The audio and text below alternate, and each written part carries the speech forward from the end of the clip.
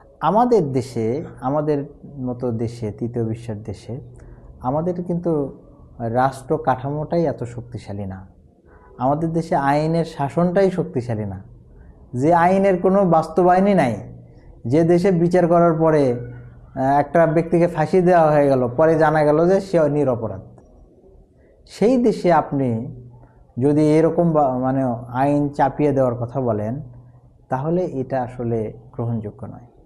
তা আমাদের মতো রাষ্ট্রে শরিয়া অনেকগুলো আইন কার্যকর আছে। এখন আমাদের যেটা দরকার সেটা হচ্ছে আইনের শাসন দরকার, আইনের বাস্তবায়ন দরকার, এবং ধীরে ধীরে যে আইনগুলোতে অপূর্ণতা আছে সেগুলো ধীরে ধীরে বাস্তবায়ন করা।